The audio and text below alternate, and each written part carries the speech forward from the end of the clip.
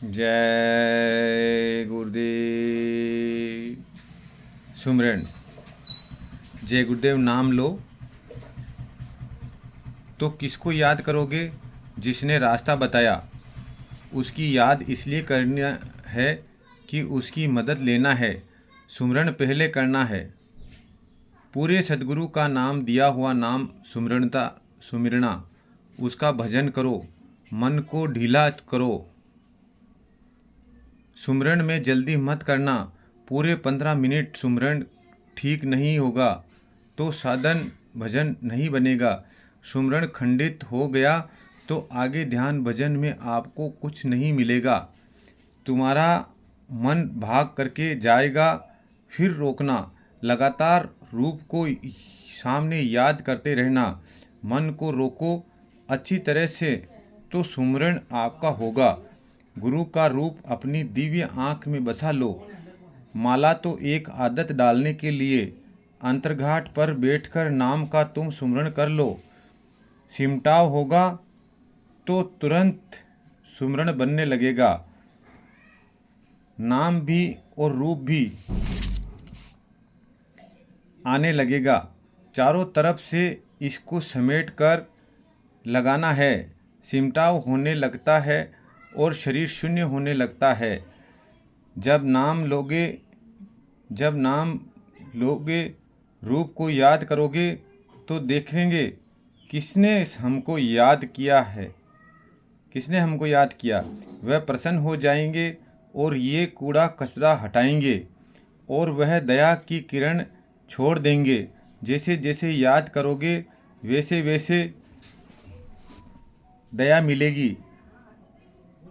कोशिश इस बात की करो कि आपके चित्त में बस जावे वह रूप जिस नाम का सुमरन आप कर रहे हो।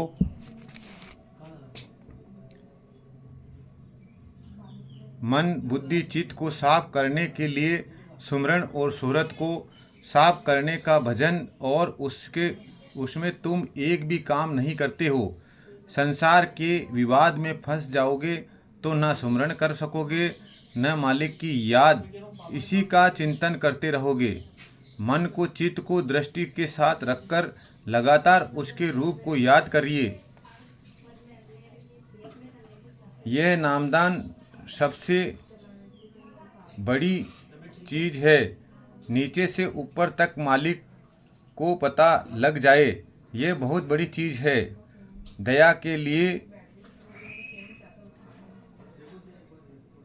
दया के लिए तो नामदान दिया गया है। कमाई करो तो खींचने की दया मिले। हमने आपका नाम लिया, आपके रूप को ध्यान किया। आपकी दया हम पर होनी चाहिए। जब पकड़ोगे तभी चढ़ाई होगी, खिंचाव होगा। चौकसी मन की है, मन को रोकना है। ऊपर से किरणें चलेगी दया की, कृपा की तो उसको आपको फल मिलेगा कि यह सच्चा नाम सच्चा रूप किसने याद किया। बराबर ज्योति स्वरूप को याद करना। नाम लेकर तीसरी आँख खुलते ही स्वर्ग सामने है। संसार के काम में इतना मगरूर हो कि फुर्सत ही नहीं।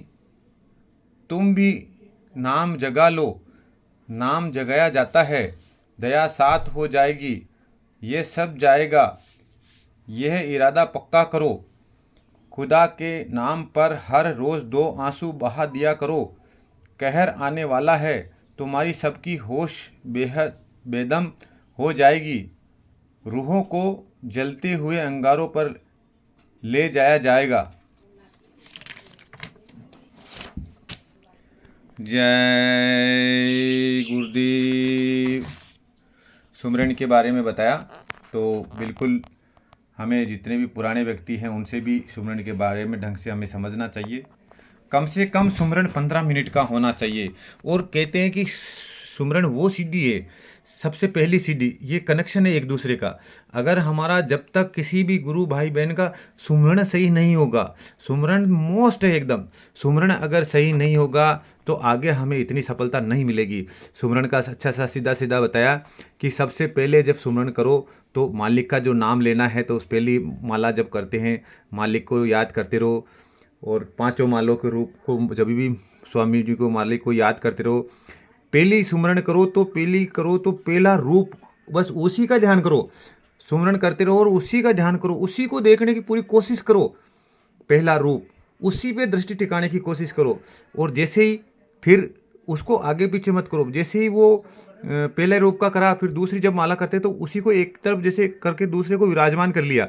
विराजमान करने का क्या मतलब है, थोड़ा रुक जाओ, भले दूसरे रूप को आने दो, आंखों के सामने आप देखो दूसरा रूप आ गया, वो रूप आने के बाद के अंदर फिर वहाँ से चालू करो दूसरी माला, और उसी रूप पे टिकाए रखो।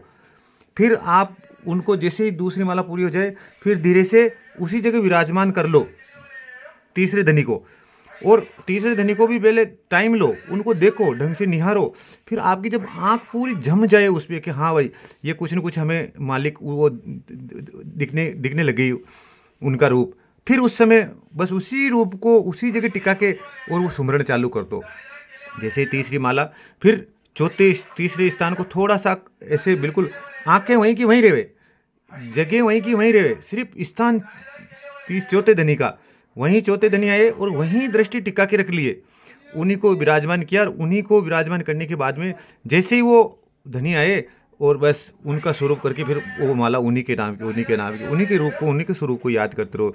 चौथे हुई, फिर उनको बिल्कुल वहीं अपनी दृष्टि उसी जगह रखो, हिलाओ मत, और उसी जगह फिर अपने पांचवें धनी को स्वरूप को लाके उनको सामने विराजमान करके उनको देख के फिर उसी पे दृष्टि टिका के और पांचवें की सुमरन। तो ऐसा हमें गुरु भाई ने बताया, तो थोड़ा सा कम नहीं बताया आपको, वैसे मालिक ने इसमें से बहुत कुछ दे रखा है। बार बार पढ़िए इसको, जब तक आपका सुमरन नहीं पकेगा आगे इतनी जल्दी कामयाबी नहीं मिलेगी।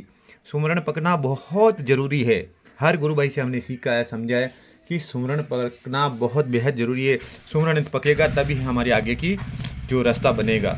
बोलो जय गुरुदेव।